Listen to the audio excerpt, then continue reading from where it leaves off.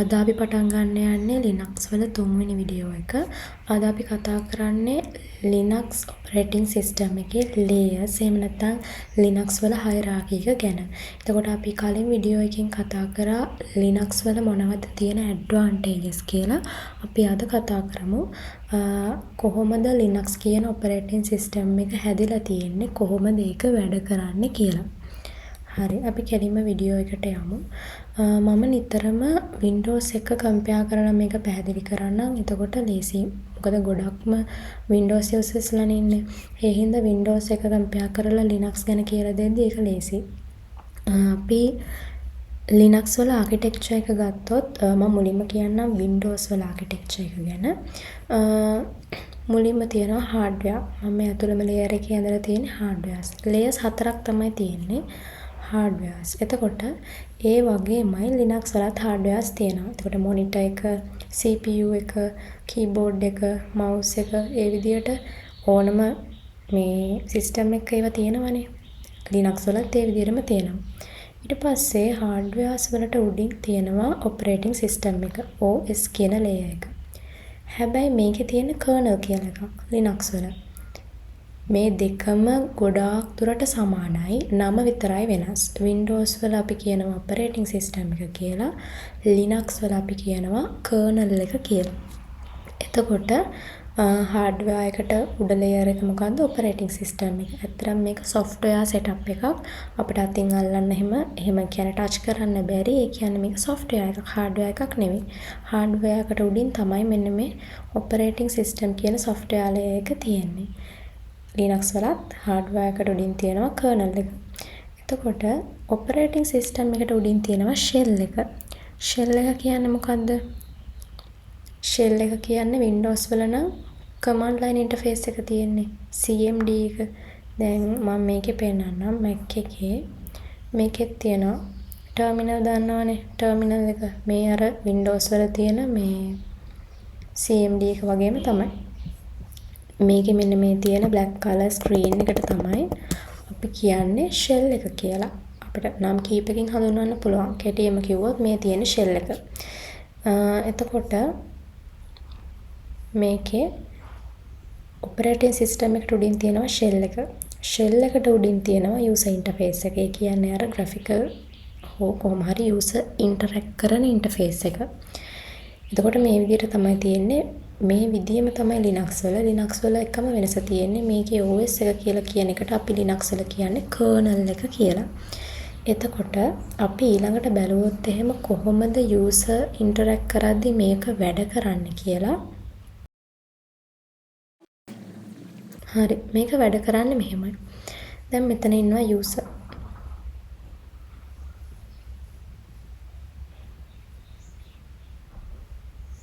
හරිද? sorry අපි user අඳිමු එළියේ.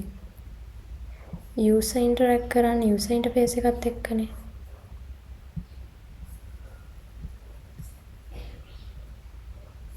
හරි මෙතන ඉන්නවා user.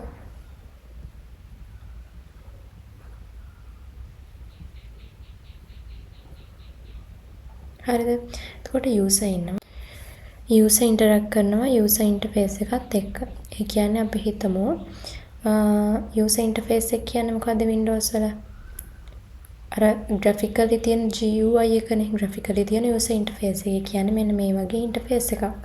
මේ වගේ ලස්සන buttons අර මේවා තියෙන මේ interface එකට තමයි graphical user interface එක කියන්නේ. Windows වලත් මේ විදිහටම තියෙනවානේ. එතකොට user interface එකත් එක්ක තමයි user interact කරන්නේ. අපි හිතමු userට ඕනේ කියලා අලුතෙන් folder එකක් හදන්න. එතකොට user කරන්නේ මොකද්ද?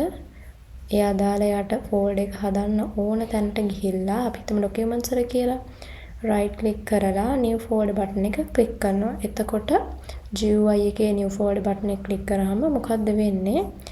ඇත්තටම වෙන්නේ මෙන්න මේක. එයා new folder button එක මේ user interface එකකින් click කරාම shell එකෙන් තමයි ඇත්තම command එක යන්නේ. මොකද්ද? අලුතෙන් folder එකක් දැන් අපි හිතමු අපිට folder එක create කරන්න ඕන මෙතන documents වල. එතකොට shell එකේ දැන් අපි ඉන්නේ documents වල නෙවෙයි. යවෙනවා මෙතන documents වලට. හරිද? දැන් ඉන්නේ documents කියන place එකේ. මේ තියෙන්නේ. එතකොට මෙතන තමයි හදන්නේ new folder එක. එතකොට අපි new folder කියන බටන් එක මෙතනින් click කරාම මෙතනින් new folder කියන බටන් එක click කරාම අපිට නොපෙනුනාට ඇතුලේ run වෙන command එක තමයි මේ mkdir. ඒ කියන්නේ make directory මේ commands ඉස්සරහට උගන්වනවා. දැනට මේ ගැන worry වෙන්න ඕනේ නැහැ.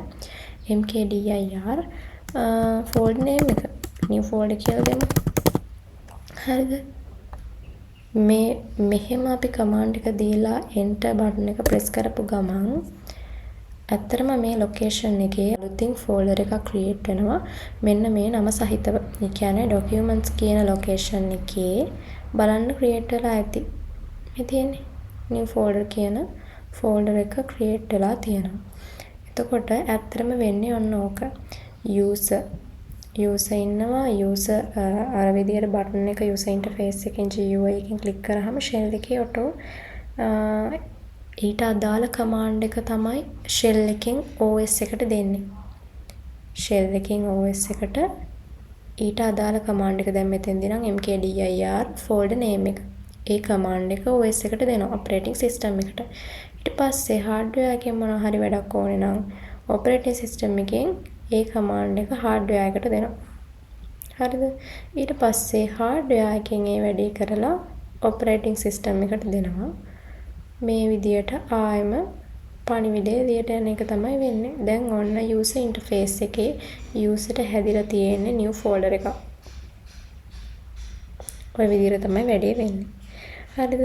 ඔය විදියම තමයි Linux වලත් user interface එක තියෙනවා, shell එක තියෙනවා, kernel මේකේ OS එක වෙනුවට kernel එක තියෙනවා, hardware එක තියෙනවා. ඔය විදියටමයි වැඩේ වෙන්නේ. එතකොට දැන් Windows වල මෙන්න මේ shell එකයි user interface එකයි අතර මෙන්න මේ layer එක තියෙනවනේ. ඔන්න ඔහොම layer එකක් තමයි යන්නේ GUI එක. ඔය විදියට. කියන්නේ මෙන්න මේ shell එකයි user interface එකයි අතරට තමයි GUI එක දාලා තියෙන්නේ යාලා. Windows වල GUI එකක් තියෙනවා default. එතකොට අපිට Linux වලත් කැමති නම් GUI එක install කරන්න පුළුවන්. ඒ install වෙන්නේ එතකොට මේ user interface එකයි shell එකයි අතරට. මෙන්න මේ layers දෙක අතරට තමයි GUI එක install කරන්නේ. එතකොට අපිට shell එකත් එක්ක ගනුදෙනු නොකර userට පුළුවන් user interface එකේ දැන් GUI එක තියෙනවා නම් GUI එක හරහා කෙලින්ම වැඩ කරන්න. එතකොට GUI එකෙන් shell එකට පණිවිඩය දෙනවා මෙන්න මේ command එක run කරන්න කියලා. ඒ විදිහට තමයි වැඩේ වෙන්නේ. හරිනේ. එතකොට දැන් මම terminal එකත් කරලා පෙන්නවනේ කොහොමද වෙන්නේ කියලා. හරි. එතකොට ඕක තමයි Linux වල architecture එක. මුලින්ම hardwares තියෙනවා. ඊට උඩ layer එක kernel එක, ඊටත් උඩින් shell එක තියෙනවා. GUI එක install කරනවා නම් ඊට උඩින් තමයි install වෙන්නේ. ඊටත් උඩින් තියෙනවා user interface එක. හරිද? එතකොට දැන් අපි කතා කරේ Linux වල architecture එක ගැන. මෙතනින් මේ වීඩියෝ එක ඉවරයි. අපි ඊළඟ වීඩියෝ එකෙන් කතා කරමු Linux වල file system hierarchy එක ගැන.